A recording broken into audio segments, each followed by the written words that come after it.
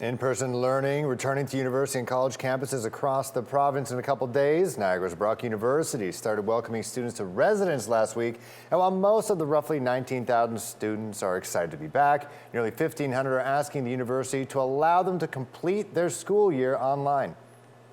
After logging on to lectures online for the past 3 weeks, these Brock students were happy to return to campus last week. It's kind of more of a community, so it allows us to bond over the fact that we're all doing this during COVID. Definitely better being in person, and the labs, when they're online, you don't learn as much. Starting next Monday, in-person classes will resume in most Ontario post-secondary schools. The plan was never to push the entire winter term online, but to take that hiatus of 3 weeks in January to allow for the surge of Omicron to peak and start to decline, which it seems to be doing now, and for people to have an opportunity to get boosters. However, some students have grown to like e-learning. Nearly 1,500 students have signed a petition asking Brock to give students the option to take normally in-person classes online. The reasons vary from pure convenience. I work part-time, and so for me, I was able to be a lot more convenient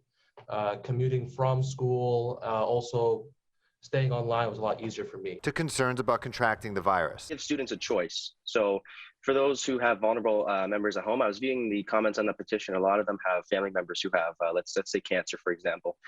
Vice President of Academics Lynn Wells says students sport a 95% double vaccination rate. Those in residence have to be boosted, and masks must be worn inside at all times. Despite all of that, some students are still uneasy. No social distancing is really scary because that's something that's been drilled into our minds for the past year and a half or 2 years. It's the thought of being with 50 or more students all packed into one small classroom is really scary. But the university says it just can't offer that service right now. For dual versions of each class, it's simply not workable.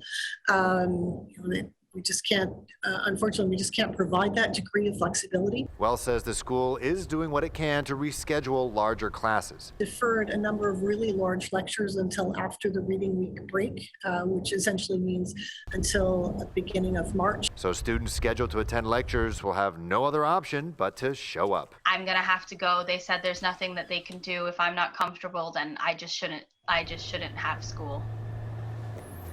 Vice President of Academics Lynn Wells says there are 5 classes that live stream lectures, but to accommodate every program with that capability needs many tools, and it's something the school is looking into for the future.